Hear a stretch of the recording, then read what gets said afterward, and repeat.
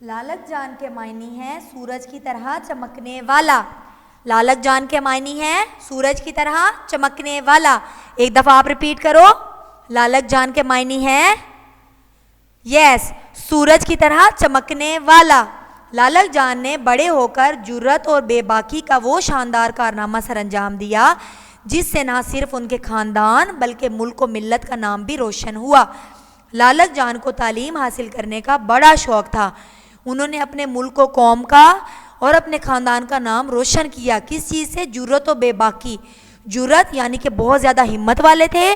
بے باکی کسی سے نہ ڈرنے والے, اپنی دھن میں صحیح کام کی طرف مگن رہنے والے کہ میں نے یہ کام کرنا ہے جو میرے ملک کا نام روشن کرے گا.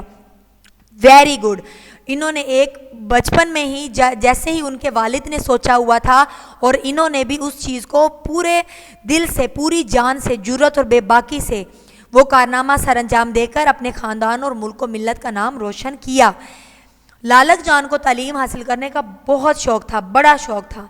بچپن میں انہیں تعلیم حاصل کرنے کا موقع نہ مل سکا. ٹھیک ہے. فوج میں بھرتی ہوئے تو 3 جماعتیں پاس تھے. جب آپ بیک میں جائیں ماضی میں تو تب اتنی زیادہ تعلیم کی ضرورت نہیں تھی. آج کل بہت زیادہ کمپٹیشن ہے. آج کل آپ کو M A, M Phil, M S C یہ تعلیم لازمی حاصل کرنی پڑتی ہے تو جا کر آپ کو نوکری ملتی ہے, سرکاری نوکری. لیکن ماضی میں جیسے کہ یہ لوگ فوج میں پولیس میں بھرتی ہونے کے لیے 1-2 کلاس اگر انہوں نے پڑھی ہوتی تھی تو یہ ان لوگوں کو جاب مل جاتی تھی. تو انہوں نے بتایا فوج میں بھرتی ہوئے تو 3 جماعتیں پاس تھے. یہاں آ کر انہوں نے میٹرک کا امتحان پاس کر لیا اور کچھ ہی عرصہ گزارا تھا کہ ترقی دے کر حوالدار بنا دیے گئے. دیکھیں انہوں نے فوج میں بھرتی 3 کلاسیں پاس کر کے لی تھی. اس کے بعد انہوں نے اپنی تعلیم جاری رکھی. جیسے کہ یہاں پر ٹیچرز ہیں وہ اسٹوڈنٹ بھی ہوتے ہیں, آپ کو پڑھاتے ہیں, ساتھ ساتھ وہ بھی اسٹوڈنٹس ہوتے ہیں, وہ اپنی پڑھائی بھی جاری رکھ رہے ہوتے ہیں. تو اسی طرح انہوں نے بھی فوج میں بھرتی کروا کر پھر اپنی تعلیم میٹرک تک مکمل کی اور پھر کچھ ہی عرصے کے بعد ان کو ترقی مل گئی, یعنی کہ ان کی پروموشن ہو گئی اور ان کو حوالدار بنا دیا گیا. ان کا تعلق ناردرن لائٹ انفینٹری سے تھا. یہ انہوں نے ان کی ریجمنٹ کا نام بتایا جہاں پر ان کی جاب لگی تھی. ان کا تعلق ناردرن لائٹ انفینٹری سے تھا. آپ نے یہ نام یاد کرنا ہے. اوکے بیٹا. کارگل کے محاذ پر دشمن کی فوجیں اور پاکستانی مجاہدین آمنے سامنے ڈٹے ہوئے تھے. کارگل کے محاذ پر, کارگل ایک جگہ کا نام ہے جہاں پر انہوں نے دشمن سے مقابلہ کیا تھا. انہوں نے بتایا کہ دشمن کی فوجیں اور پاکستانی مجاہدین. مجاہد کون ہوتا ہے؟ جو اللہ کی راہ میں دشمن سے لڑتا ہے اس کو مجاہد کہتے ہیں. تو مجاہدین ڈٹے ہوئے تھے.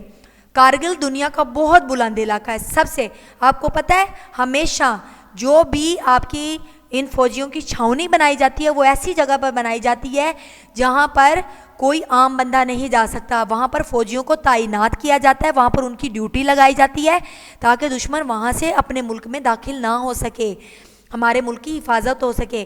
کیونکہ باقی جگہوں پر بھی حفاظت کے لیے پولیس اور فوجی موجود ہوتے ہیں, لیکن جو جاں باز ہوتے ہیں, جو بہت اچھے فوجی ہوتے ہیں, ان کو ایک ایسی جگہ پہ ڈیوٹی لگائی جاتی ہے جو جگہ بہت مشکل ہوتی ہے, وہاں پر بہت زیادہ لوگ نہیں جا سکتے. جو ان کے اچھے مجاہدین ہوتے ہیں, جو بہت زیادہ جرت والے ہوتے ہیں, بہت طاقتور ہوتے ہیں, ان کو ایسی جگہوں پر بھیجا جاتا ہے اور وہی ملک کا نام زیادہ روشن کرتے ہیں کیونکہ وہ اپنی جان کی پرواہ نہیں کرتے. وہ ملک کے لیے کر گزرنے کا, کچھ بھی کر گزرنے کا, جان تک دینے کا حوصلہ رکھتے ہیں. حوالدار لالک جان بھی اس وقت اسی مقام پر خدمات انجام دے رہے تھے جب وہ دشمن کی فوجیں پاکستانی مجاہدین سے لڑ رہی تھیں. تو یہ اس وقت اسی مقام پر موجود تھے. لالک جان شہادت کے جذبے سے سرشار تھے. وہ چاہتے تھے کہ میں شہید ہو جاؤں. ان کے دل میں تمنا تھی, ان کی خواہش تھی, ان کا جذبہ تھا کہ میں شہادت کے جذبے سے سرشار تھے کہ میں شہید ہو جاؤں, میں اللہ کی راہ میں اپنی جان کا نذرانہ پیش کروں, میں اللہ کو اپنی جان دے کر شہیدوں میں شامل ہو جاؤں. وطن کی آن کے لیے وہ تن من دھن کی بازی لگانے کو ہر وقت تیار رہتے تھے. وہ چاہتے تھے کہ میں اللہ کے لیے شہید ہو جاؤں, شہادت کا رتبہ پا لوں. اور شہید جنت میں جاتا ہے. آپ کو پتہ ہے بیٹا شہید جنت میں جاتا ہے. دشمن سے جھڑپیں ہوتی رہتی تھیں اس محاذ پر. حوالدار لالک جان دشمن کے خلاف کارروائی میں پیش رہتے. پیش رہنے کا مطلب ہوتا ہے آگے رہنا, کسی چیز کے لیے پیچھے نہ ہٹنا, اپنے قدم آگے بڑھانا.